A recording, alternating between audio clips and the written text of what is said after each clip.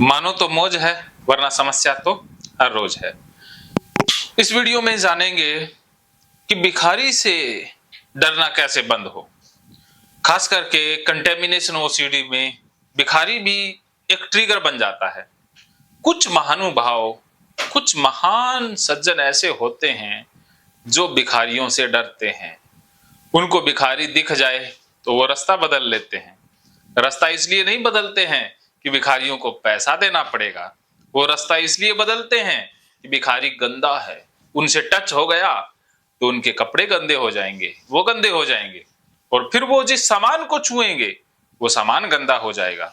इससे अच्छा है, गंदगी फैलने से तो अच्छा है कि भिखारी जहां दिख जाए वहां से रफू चक्कर हो जाओ, 9-2-11 हो जाओ।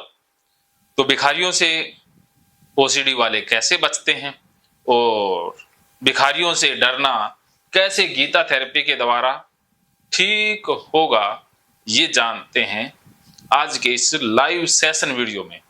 तो हमारे साथ सुनीता जी हैं जिनको भिखारियों से डर लगता है। विनीता जी, सुनीता जी कोई बात नहीं, बहनें ही हैं, कोई और सुनीता जी होगी तो वैसे नाम तो हम बदल ही देते हैं, तो आप सुनीता जी ही हैं।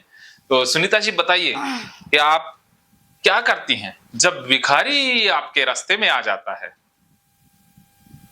तो मैं वो रास्ते नहीं जाना चाहती हूँ। अच्छा, भिखारियों से कैसे डर प्रारंभ हुआ? वो तो पता नहीं कब से हुआ, मुझे हाँ, पता नहीं है। हाँ। लेकिन मुझे भिखारियों से गंदगी का एहसास होता है। अच्छा। कि अगर वो बगल से भी गुजर जाए, टच तो होने की तो दूर की बात है। हाँ। अगर 2-3 फीट के दूरी में भी खड़े रहे वो, हाँ। तो लगता है कि उनका गंदगी जो है मेरे शरीर में सट गया है। अच्छा। और मैं गंदा हो गई, मेरे घर भी गंदे हो जाएंगे। वो क्योंकि उसका गंदा कपड़ा रहता है, उस कपड़े से प्रॉब्लम होती है मुझे। गंदे कपड़े पहने रहते हैं। भिखारियों के कपड़े गंदे होते हैं? अक्सर वो मैट टाइप का जो होता है। अगर भिखारी कपड़े गंदे नहीं पहनेंगे तो उनको भिक्षा कौन देगा? वो भिक्षा मांगने वाला भिखारी तो साफ सुथरा होते हैं सर। अच्छा। वो जो स्टेशन पे रहते हैं, मार्केट में रहते हैं, गंदे कपड़े पहने रहते हैं, थोड़ा दिमाग भी उसका थोड़ा कम रहता है, उस टाइप के भिखारियों से। वो दिख जाएं या 2-3 फीट की दूरी पे भी खड़े हैं वो, तो लगेगा कि मुझे लग गया उसका गंदा शरीर का जो कपड़ा गंदा है वो मुझ में टच हो गया। हाँ। और मेरा शरीर गंदा हो गया। ठीक है, तो फिर आप क्या करती हैं? फिर मन करता है कि कपड़े को चेंज कर लूं। हाँ। हाथ पैर धो लूं, और हाथ पैर, और ज्यादातर हाथ पैर और फेस पे एहसास होता है मुझे, और कपड़ों पे भी होता है। अच्छा, कपड़ों पर भी गंदगी का एहसास होता है? नहाती तो नहीं हूँ, मतलब नहाना जब जरूरी होगा तो नहाती हूँ, लेकिन हाँ। ऐसे जब हुआ तो मतलब कपड़े चेंज करना, फेस धोना और हाथ पैर धोना, ये तो जरूर होता है जी।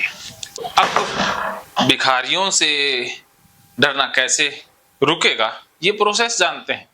तो सबसे पहले आपने क्या करना है, गीता थेरेपी का फॉर्मेट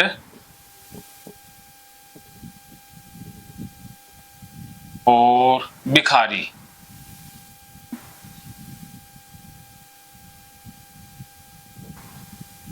ओके, तो सबसे पहले क्या लिखते होते हैं? ए, उसके बाद बी, उसके बाद सी, और अंत में डी। ए को क्या कहते हैं? ट्रिगर।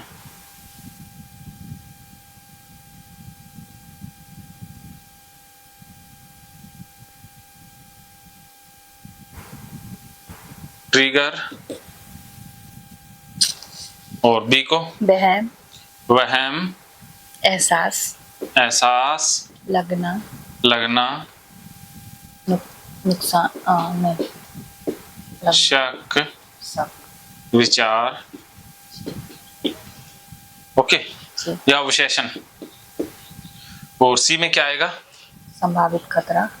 हाँ।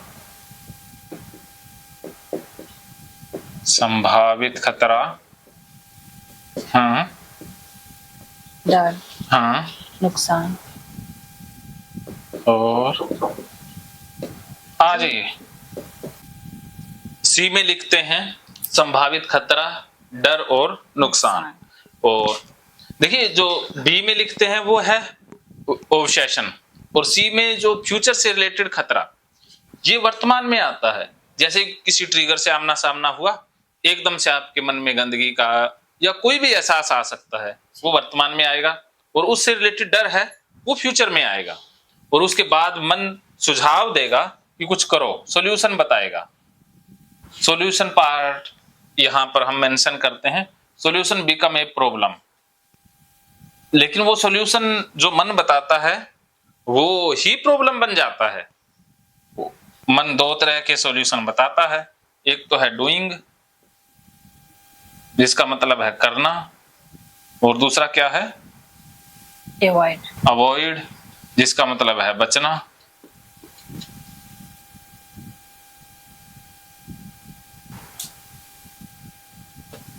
तो ट्रिगर में क्या आएगा, अभी कुत्ता तो पिछली बार चला गया है, डेड बॉडी, डेड बॉडी अभी आई नहीं है, तो क्या आएगा? डेड बॉडी तो भिखारी को मार के ही बनाएंगे ना। नहीं, भिखारी आएगा। हाँ, जैसे कल मैंने कहा था ना कि मैंने दोस्त को फोन किया था कि आप एक काम कीजिएगा, आपको एक लाश का, डेड बॉडी का और एक भिखारी का इंतजाम करना है। तो दोस्त ने कहा कि जोधप्रिया जी, भिखारी का तो इंतजाम हो जाएगा, लेकिन लाश का इंतजाम नहीं हो पाएगा। तो मैंने कहा आप भिखारी का इंतजाम कीजिए, मैं लाश का इंतजाम अपने आप कर लूंगा। तो उन्होंने कहा लाश का इंतजाम कैसे करोगे?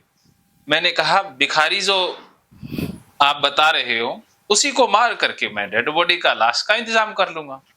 तो भिखारी से पहले एक्सपोजर कराएंगे, फिर उसी को मार देंगे, उसकी डेड बॉडी से आपको एक्सपोजर कराएंगे। ठीक है, चलेगा? नहीं चलेगा। दौड़ेगा? नहीं चलेगा। क्यों नहीं चलेगा? नहीं, मैं अपने खुद को ठीक करने के लिए बेचारा निर्दोष का जान क्यों लूं? अरे आपका ठीक होना जरूरी है, जान किसी का जाए जाए। नहीं सर, हम तो ऐसे ही डॉक्टर भाई, नहीं। पहले भिखारी से आपको टच करवाएंगे। मुझे भिखारी से सहानुभूति है अच्छा जी, लेकिन उसके शरीर से प्रॉब्लम होती है अच्छा जी, उसके तकलीफ से तकलीफ है मुझे। तो उसको मारना नहीं है? जी नहीं। तो डेड बॉडी कैसे ले आएंगे? मारना तो पड़ेगा किसी न किसी को। डेड बॉडी तो कहीं ना कहीं मिल ही जाएगा, मारेंगे तभी तो मिलेगा ना। मरने वाला तो बहुत है। अच्छा मरने वाला, चलो मरने वाला ढूंढते हैं किसी से पूछते हैं अभी कब मरने वाले हो। तो मरने की बात तो कोई नहीं बताएगा। चल जन्म लेने की बात तो कोई बता भी देता है, हाँ। 2 दिन आगे पीछे होके, लेकिन मरने की बात तो नहीं बता पाएगा। हाँ ये भी है। चलो फिर ऐसा करते हैं, इजराइल चलते हैं, वहां पर युद्ध छिड़ा हुआ है, वहां पर कोई डेड बॉडी मिल जाएगी। वहां तो लाश को की ढेर होगी। हाँ तो उससे एक्सपोजर करवाते हैं। चलिए, तो यहाँ पर आ जाएगा भिखारी, भिखारी का टच होना। ये क्या हुआ? ये ट्रिगर हुआ। अब जैसे भिखारी आपसे टच हो गया तो आपके मन में कैसे विचार आएंगे? गंदगी का एहसास। हाँ, गंदगी का एहसास। एहसास क्या होगा? गंदगी का। जी, मैं गंदी हो जाऊंगी। हाँ, मेरे कपड़े गंदे हो जाएंगे, मेरे हाथ पैर भी गंदे हो जाएंगे। एहसास ओब्लिक विचार। अब उसके बाद डर क्या आएगा कि मैं गंदी हो जाऊंगी। जी हाँ, और क्या हो जाएगा? गंदा हो जाएंगे, घर भी गंदा हो जाएगा। मैं गंदी हो जाऊंगी। इसमें विचार में आ जाता है कि मैं तो गंदी हो गई। जी। हाँ, तो अब मैं तो गंदी हो चुकी हूं और अब मैं जिस चीज को टच करूंगी वो गंदी हो जाएगी।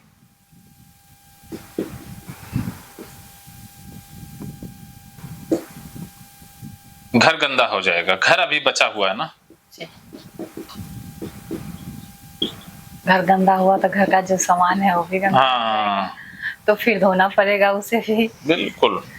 तो ये वर्तमान में है, ये गंदगी के विचार आते हैं, ये ऑन द स्पॉट आ जाते हैं कि जैसे ही आपसे भिखारी टच हुआ उसी वक्त आपको एहसास हो गया कि गंदगी लग गई है। जी।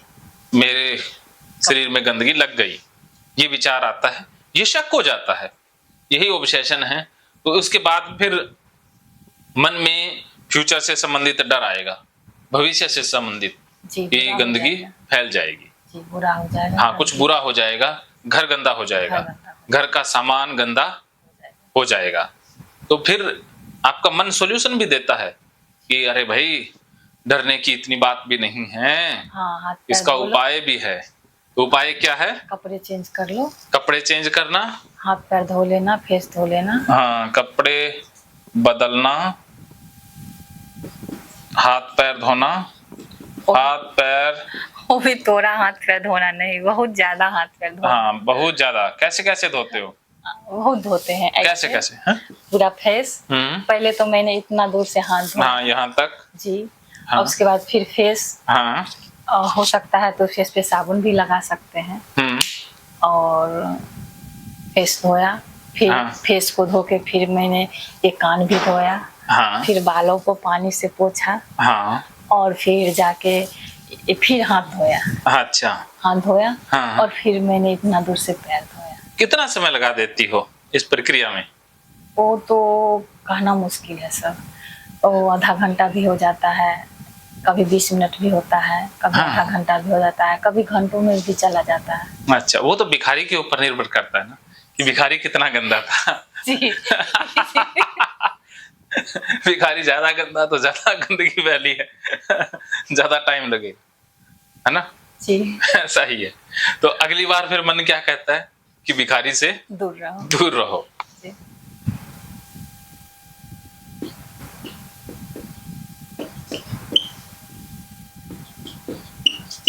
ये आपकी कहानी है, ऐसा आप करती हो।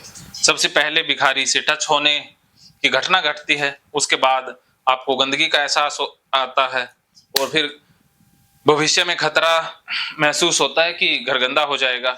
तो फिर मन कहता है कि हाथ पैर चेहरा धो लो, खतरा टल जाएगा। और अगली बार के लिए मन कह देता है कि भाई आगे से भिखारी से बच के रहना, दूर रहना, वरना फिर से ये झमेला खड़ा हो जाएगा, करना पड़ेगा। तो मन कहता है कि ना रहेगा बांस तो ना बजेगी बांसुरी, ना आप भिखारी से टच होगे तो ना आप गंदे होगे, और ना ही फिर हाथ पैर धोना पड़ेगा। तो ये आपकी कहानी है। ओसीडी वाले ऐसे ही करते हैं। तो सबसे ज्यादा जो व्यवहार देखा जाता है वो डूइंग का और अवॉइडेंस का देखा जाता है। जहां तक संभव हो पहले अवॉइड ही करेंगे, और जहां अवॉइड ना हो पाए तो फिर डूइंग तो पक्का है ही।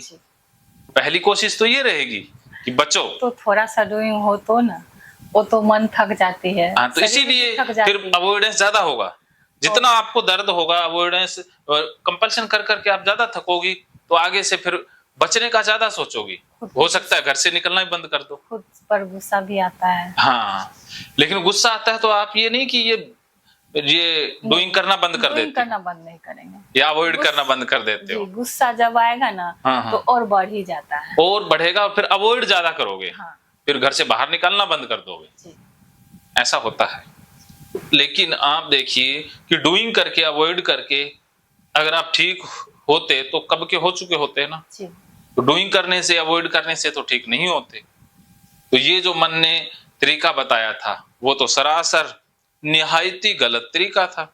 उसी से ही आप फंसे हो। आपने डी से ए को ठीक करने की कोशिश की। सबसे पहले आप क्या करती हो, बच के या डूइंग करके आप सी को ठीक करने की कोशिश करती हो, कि जो खतरा था गंदगी फैल जाने का उसको हटाती हो, और हाथ पैर धो करके आपको लगता है कि अब मैं साफ हो चुकी हूं, अब गंदगी नहीं फैलेगी। लेकिन क्या ये जो संभावित खतरा था वो रियल था या झूठा था? झूठा था। ये नकली था, लेकिन आपने कंपल्शन करके इसको असली बना दिया।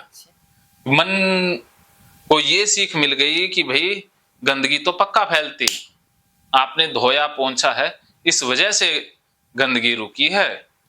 तो मन तो गलत सीख गया। तो इसमें गंदगी फैलने की संभावना तो 0%, 0.0000 थी। कोई संभावना थी नहीं कि ना तो भिखारी गंदा था और ना टच होने से आप गंदी हुई। ये जब विश्वास ही नकली था तो गंदगी फैलने का जो खतरा था वो भी नकली था। तो नकली खतरा था तो आपको कंपल्सन और अवॉइड करने की जरूरत ही नहीं थी। जब सी नकली है, जब घटना ही नकली हुई, या घटना के पीछे जो ऑब्सेशन है वो तो इसलिए आए क्योंकि आपका बिलीफ बना हुआ था पहले से कि भिखारी गंदा होता है और मैं गंदी हो गई। अब ये दोनों ही नकली हैं, ना तो भिखारी गंदा होता ना आप गंदी होती। जब भिखारी गंदा नहीं है तो आप गंदी कैसे हो जाएंगी? तो पहले हम भिखारी को कटघरे में खड़ा करते हैं कि वो गंदा है या नहीं, फिर इसको कि क्या गंदगी फैलेगी या नहीं। तो अब आप बताइए कि भिखारी गंदा था, इसके पीछे क्या सबूत है? सबूत नहीं है सर। तो फिर आपने भिखारी को गंदा क्यों माना?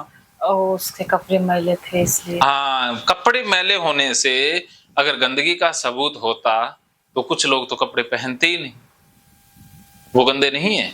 जैसे पक्षी कभी कपड़े नहीं पहनते, बताइए, जानवर कपड़े नहीं पहनते तो वो मैले हैं, गंदे हैं, नहाते नहीं हैं। हाँ, तो पौधे कभी कपड़े नहीं पहनते तो क्या पौधे गंदे हैं? पौधे इतना साफ तो कुछ भी नहीं है। हाँ, तो लेकिन कपड़े तो नहीं पहनते, कभी नहाते भी नहीं है। तो बारिश आती है तो नहा लेते, नहीं तो नहीं नहाते। तो इसका मतलब कपड़े नए पहनना और नए नहाना तो गंदगी का कोई सबूत नहीं हुआ। ये तो हमारे मन की ही सोच है कि जिसको आप सच मान रहे हो। तो गंदगी कपड़ों में नहीं होती, गंदगी हमारे दिमाग में होती है। जैसे आज से 200-300 साल पहले पीछे चलें तो क्या इतने वस्त्र थे, कपड़े थे? हमारे जो पूर्वज है वो भी तो 6-6 महीने कपड़े वही पहनते थे, या एक बार ड्रेस सिल गई तो उसी को सालों तक पहनते थे। यहाँ से वो फट गई तो यहाँ पर वो कारी या यहाँ पर वो टुकड़ा फिट कर लिया करते थे। हाँ, तो ऐसे पहनते थे ना, तो क्या वो गंदे थे? अगर वो गंदे थे तो उन्हीं की औलाद हम हैं, तो हम भी गंदे हो गए। हाँ, और इस धरती पर ऐसे बहुत से देश हैं जो आज भी बहुत गरीब हैं, तो जिनके पास पहनने को कपड़े भी नहीं है। कपड़े हैं तो धोने के लिए उनके पास सामान नहीं है, तो क्या वो गंदे हैं? दिखने में लग सकता है कि ये साफ नहीं रखते होंगे, लेकिन शरीर की सफाई मायने नहीं रखती। शरीर की सफाई नहीं करनी होती, सफाई मन की जरूरी है। इंसान कितना ही शरीर से साफ सुथरा हो, अगर मन से मैला है तो वो इंसान ज्यादा खतरनाक है ना। भगवान श्री कृष्ण और सुदामा का प्रसंग आता है। सुदामा गरीब ब्राह्मण है, कपड़े भी नहीं बदलता है, नहाता भी नहीं है, कृष्ण के दरबार में आता है, नंगा आता है, तो कृष्ण उसको सिंहासन पर बैठाते हैं, उसके पैर धोते हैं। अगर सुदामा गंदा होता या भिखारी गंदा होता तो क्या भगवान कृष्ण ऐसा करते? इसका मतलब हम तो कृष्ण से ही ज्यादा बड़े हैं। हाँ, कृष्ण को अकल नहीं थी, अकल हमें है कि भिखारी गंदा होता है। तो क्या कृष्ण का सिंहासन गंदा हुआ सुदामा के बैठने से? हैं? क्या कृष्ण ने पहले उसे गले लगाया ना? तो ऐसा थोड़ी है कि पहले नहलाया, बाहर दरबारियों को कहा भी पहले इसके कपड़े बदल के लाओ, पहले इसे नहलाओ, शैम्पू से, साबुन से रगड़ रगड़ के 3 बार इधर से 4 बार इधर से, इतने लीटर पानी डालो समुद्र में डालो इसे, ऐसा कृष्ण ने किया? तो सीधा गले लगाया ना। हाँ, तो देखिए, गंदगी सिर्फ दिमाग में होती है, कपड़ों में या शरीर में नहीं होती। तो अगर कपड़ों में, शरीर में गंदगी होती तो कृष्ण भगवान भी पहले सुदामा को नहलाते। क्या समझे? भिखारी गंदा होता तो भगवान जो है सो सुदामा को गले थोड़ी ना लगाते। हाँ, सुदामा जब गंदा था ही नहीं तो भगवान श्री कृष्ण ने गले लगा लिया। उसी प्रकार भिखारी क्या गंदा था? भिखारी की बहन से, भिखारी की माँ से पूछोगे तो क्या उसे गंदा बताएंगे? नहीं बताएंगे। तो इसका मतलब जो गंदगी हम मान रहे हैं वो अलग है, वो हमारी सोच है ना, वो हमारी धारणा है। इसी प्रकार आप अपनी मन की आंखों से देख रही हो, आप अपने डाटा से देख रही हो कि हमारे मन में कचरा है, बचपन से कचरा इकट्ठा हो गया कि जो मैले कपड़े पहनते हैं वो गंदे होते हैं, जो नहाते नहीं हैं वो गंदे होते हैं। तो ये हमारी बीमार सोच के कारण गंदगी लग रही है। क्या समझे? मेरा सोच बीमार है। हाँ, लेकिन गंदगी और कहीं नहीं है। तो जब भिखारी ही साफ है तो आप भिखारी से टच हुई तो क्या गंदी हुई? फिर जी नहीं। जब आप गंदी नहीं हुई तो फिर गंदगी फैलने का जो डर है वो क्या है? झूठा है, नकली है। नकली था ना। तो जब नकली डर था तो फिर हाथ पैर धोने की जरूरत थी? तो वो हाथ पैर धो करके आपने अपने मन को गलत ही ट्रेंड किया है कि आपके मन में ये संकेत गया हाथ पैर धोने से कि भाई भिखारी गंदा था और गंदगी फैलती। आपने ये कंपल्शन किए हैं, ये सफाई की है, इसी कारण से सफाई हुई है या साफ आप हुए हो। जी। हाँ, और अगली बार फिर मन कहता है भी दूर रहो। तो आप दूर रह के और हाथ पैर धो करके क्या ठीक हो रही हैं या और ज्यादा बीमार हो रही हैं? जी, बीमार हो। हाँ, तो डी से हम सी को ठीक नहीं कर सकते। जितना आप डी का इस्तेमाल करोगी उससे सी और ज्यादा गहरा होता जाएगा, सी और ज्यादा स्ट्रोंग होता जाएगा। रॉन्ग बिलीफ, जो झूठा विश्वास है, वो ज्यादा पावरफुल होता जाएगा। और सी बड़ा होगा तो जो ये विचार हैं इनको ज्यादा वैल्यू बन जाएगी, ये रिपीटेड हो जाएंगे फिर और फिर फंसने लग जाएंगे। अगर भिखारी टच हो गया तो जब तक आप नहीं धोगी तब तक वो विचार फंसा रहेगा, याद रहेगा, भूलोगी भी नहीं कि भिखारी से टच हुआ था। सारे काम आपके बिगड़ जाएंगे जब तक आप सफाई नहीं करोगी। बाजार गए थे तो बाजार में बाकी सामान खरीदना भी छोड़ दोगी, पहले घर आओगी सीधी और नहाओगी धोगी, फिर शांति मिलेगी। तो अगर आपने सी का प्रयोग ज्यादा किया अर्थात इसे सच माना तो सी के कारण बी बड़ा हो जाएगा। तो ये विचार फंसने भी लग जाएंगे और ये रिपीटेड भी हो जाएंगे। और जितना बी बड़ा होगा उतने ए पर प्रभाव पड़ेगा, अर्थात भिखारी फिर दिखना भी गंदा लगने लग जाएगा। फिर कोई बच्चा जिसने थोड़े से मैले कपड़े पहने हैं वो भी गंदा लगने लग जाएगा। तो ऐसे ट्रिगर ऐड होते जाएंगे। तो ये गलत तरीका है ना। जैसे आप यहाँ हो और दिल्ली आपने जाना है, दिल्ली यहाँ है और आप दिशा इस तरफ चल रही हो पाकिस्तान की तरफ, तो क्या दिल्ली पहुंच पाओगी? नहीं। तो अब अगर आपको कोई सही बंदा राय दे कि आप गलत दिशा में जा रही हो तो आप क्या करोगे? मानना पड़ेगा सब बात को। हाँ, मान के वापस आओगे तभी दिल्ली पहुंचोगे। जी। तो इसी प्रकार अब मैं आपको बता रहा हूं कि आपकी दिशा गलत है, आप गलत दिशा में आगे जा रही हो।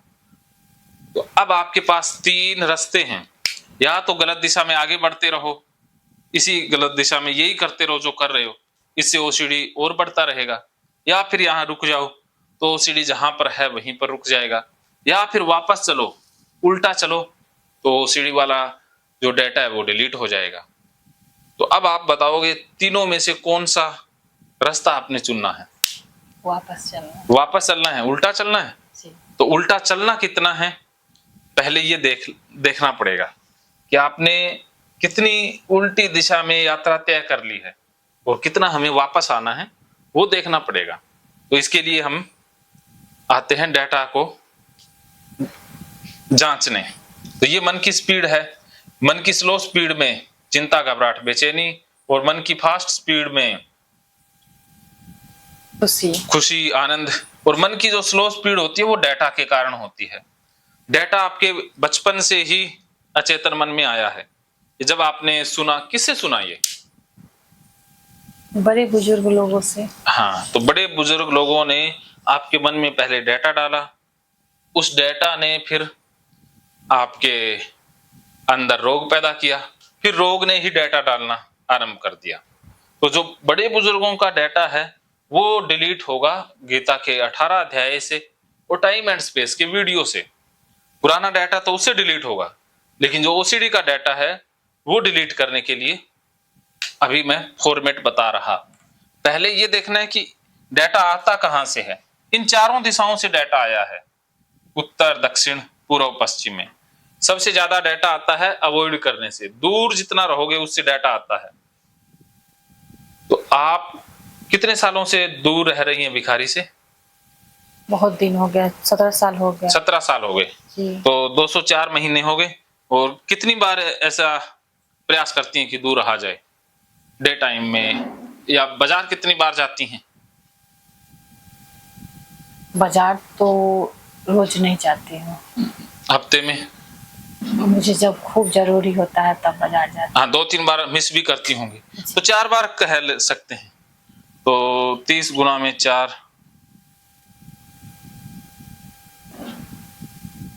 120 गुना में 204 करना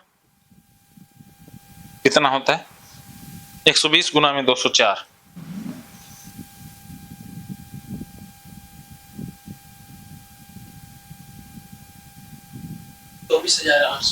24,800 का डाटा है आपके पास अवॉइडेंस का।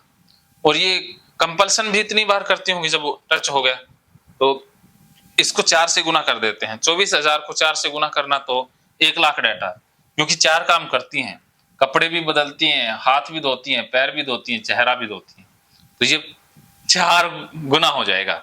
और इसमें भी टाइमिंग ऐड होता है, तो टाइमिंग को हम छोड़ ही देते हैं, हम 1 लाख डाटा मान लेते हैं। वैसे ये 10 लाख के करीब जा सकता है, तो 1 लाख डाटा ये हो गया, 1 लाख इससे आ जाएगा, क्योंकि इतनी बार ये मन में गंदगी का एहसास होता है, चारों जगह गंदगी का एहसास होता है, पैरों में भी, घर में भी गंदगी फैलने का एहसास होता है। तो डाटा एस्टिमेटेड हम लाख लाख मान रहे हैं, अगर पूरा गहराई में जाएंगे तो बहुत डाटा ऐड हो जाएगा। तो अब देखिए आपके मन में 3.5 लाख के करीब डाटा है। कितना डाटा है? 3.5 लाख। हाँ, भिखारी को आपने कभी 3.5 लाख रुपए भी नहीं दिए होंगे, पैसे भी नहीं दिए होंगे, लेकिन डाटा 3.5 लाख रुपए, 3.5 लाख ले लिया है। क्या समझे? तो अब भिखारी को देने हैं 3.5 लाख, दे दोगे? डेटा दे देना। हाँ, डेटा तो इतना तो ले लिया है भिखारी से। लोग तो भिखारी को देते हैं, और एक आप हो कि भिखारी से ही ले रही हो। वापस कर देंगे। वापस करोगे तो भिखारी इसीलिए आपके दिमाग में बैठ गया है, क्योंकि आप भिखारियों से ले रही हैं। अजीब प्राणियों, भिखारियों को भी नहीं बख्शते हैं? क्या हुआ? भिखारी ने क्या पाप किया था, क्या जुल्म किया है कि आपने भिखारियों को ही लूटना आरंभ कर दिया? भिखारी को तो बख्श देते, अमीर बहुत सारे हैं, उनसे मांग लेते या उनको लूट लेते। भिखारी के पास तो 2, 4, 10, 20 रुपए इकट्ठे होते हैं, वो भी नहीं छोड़े। 17 साल से लूट चल रही है, भिखारी लूट का नया रैकेट सामने आया, पर्दाफाश हुआ। सुनीता जी भिखारियों की लुटेरी निकली। आज से टैगलाइन आएगी न्यूज में, आज तक पर, सहारा इंडिया, सहारा समय पर, कि सबसे बड़ा खुलासा कि लोग बैंक की लूट करते हुए पकड़े जाते हैं, घपला करते हुए पकड़े जाते हैं, डाका डालते हुए पकड़े जाते हैं, लेकिन आज पहली बार भिखारियों की लुटेरिन सामने आई है।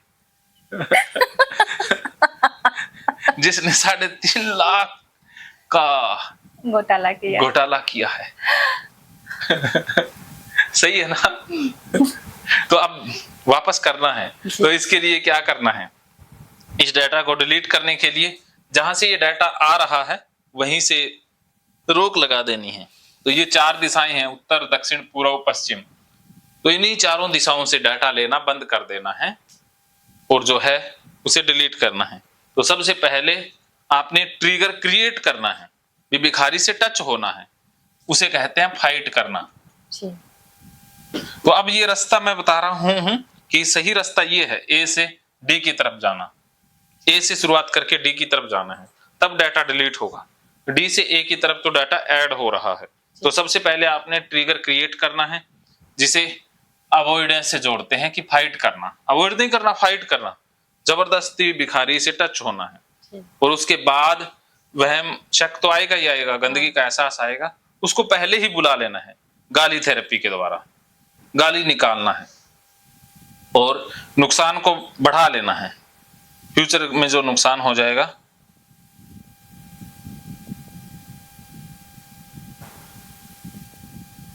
तो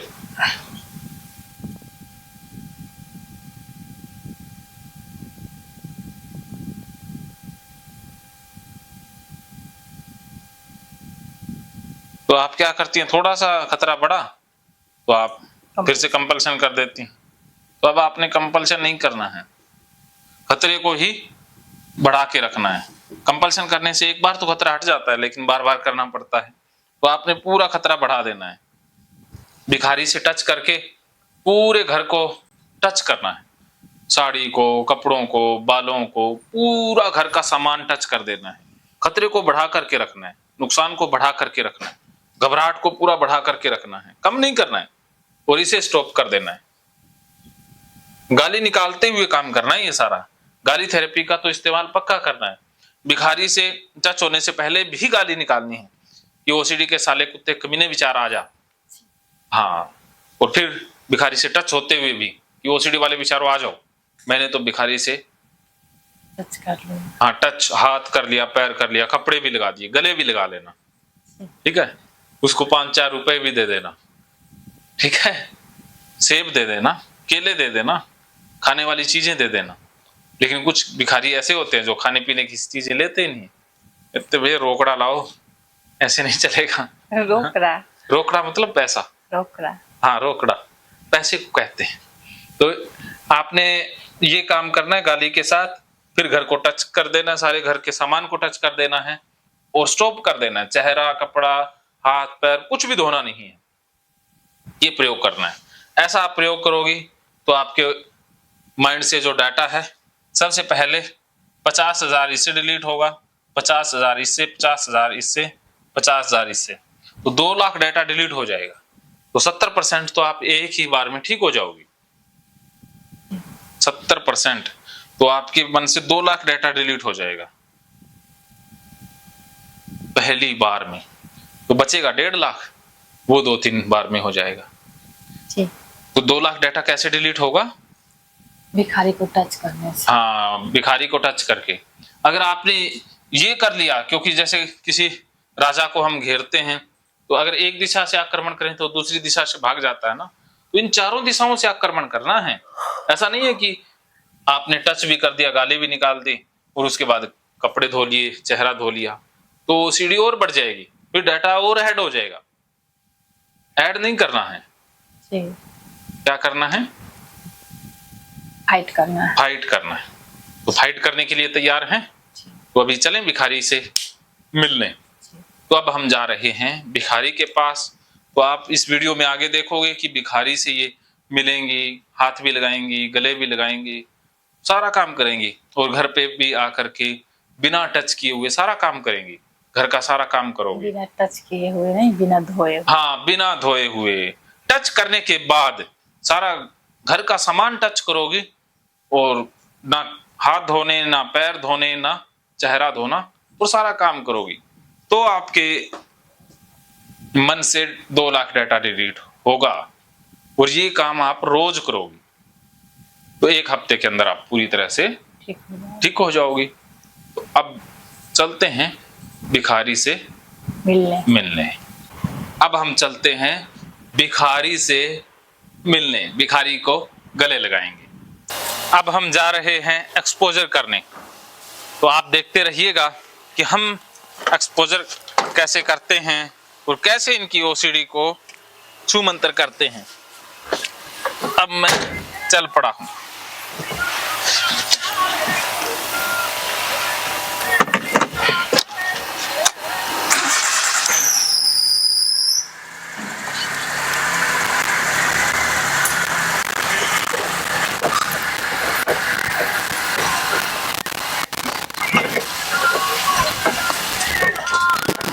अब हम निकल पड़े हैं भिखारी से रूबरू होने के लिए। तो हम एक ऐसा बंदा ढूंढ रहे हैं जिसके कपड़े बहुत मैले से हों, उनसे ये हाथ मिलाएंगे, वो इनको टच करेगा और उसके बाद फिर ये घर आएंगी और उसके बाद ये ना धोएंगी, ना पोंछेंगी, ना चेहरा धोएंगी, ना ही घर को साफ करेंगी। तो ढूंढ रहे हैं कोई ऐसा भिखारी मिल जाए गंदे कपड़े वाला। तो ये लड़का जा रहा है, ये कैसा है सुनीता जी? ये ठीक ठाक है। बताते रहिएगा कि कौन गंदा है कौन साफ है। ये है जोधपुरिया गांव, सामने लिखा हुआ है ग्राम पंचायत जोधपुरी आपका हार्दिक स्वागत करती है। ये राजेंद्र जोधपुरिया का गांव है, लेकिन राजेंद्र जोधपुरिया इस गांव में रहता नहीं है। वो रहता है इस गांव से थोड़ा सा दूर हट करके। तो ये कोचिंग सेंटर है, यहाँ पर पढ़ाई होती है। ये दुकानें हैं। ये देखिए जोधपुरिया लिखा हुआ है। जोधपुरिया 0 किलोमीटर, जोधपुरिया 0 किलोमीटर है। ये जोधपुरिया गांव आ गया। ये जोधपुरिया का बस स्टैंड है। अब हम अपने घर पर जा रहे हैं। तो अब घिसाराम जी हैं, घिसाराम जी को हाथ लगा दीजिए, उनको भी टच कर दीजिए। ये कुत्तों के पास ही रहते हैं, इनके हाथ कुत्तों से लगे होते हैं। तो पहले मैं घिसाराम जी को टच कर देता हूँ। घिसाराम जी, ये देखिए।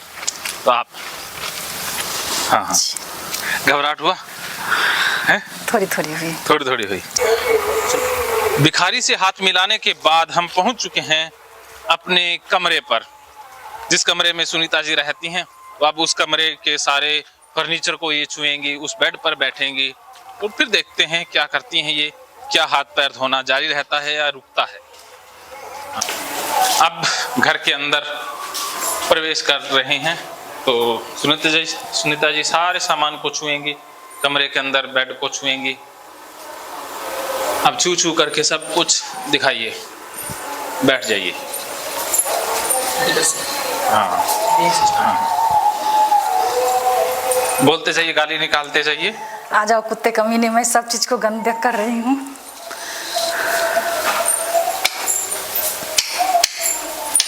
आ जाओ कुत्ते कमीने, ओसीडी वाले विचार। मैं सब चीज को छू रही हूँ। अपने सारे कपड़ों को छू और मैं अपने कपड़े को भी छू दिया। मैं सब चीज को छू दिया। हाँ, बैग को भी छू दीजिए। मैंने बेड को छू दिया और हाँ, बेड के ऊपर बैठ जाइए। मैं बेड पे बैठ जाइए। पैर भी रख लीजिए, पैर रख लीजिए ऐसे। हाँ ऐसे, हाँ हाँ, शाबाश, बहुत बढ़िया। कैसा फील हो रहा है? हाँ, कैसा लग रहा है? थोड़ी थोड़ी घबराहट है, हाँ, लेकिन खुशी भी महसूस हो रहा है। हाँ, खुशी क्या महसूस हो रहा है? कि मैंने और मैं भिखारी से हाथ भी मिलाया,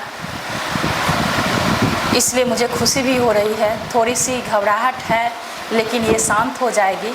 हाँ। और मुझे इस बात की खुशी हो रही है कि मैंने बहुत बड़े जंग जीत लिए हैं। अभी लग रहा है कि हाथ धोने चाहिए, पैर धोने चाहिए? लग तो रही है, हाँ। लेकिन उतना नहीं लग रही है। लग रहा है मुझे, खुशी भी है, थोड़ा सा घबराहट भी है, जो मैंने ये सब चीज़ को फेस किया।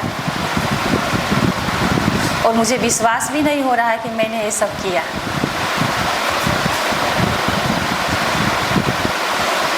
आज आपने ओसीडी से जंग जीत ली। जी, मैं तो 70% तक ठीक हो चुकी हूँ। Very good.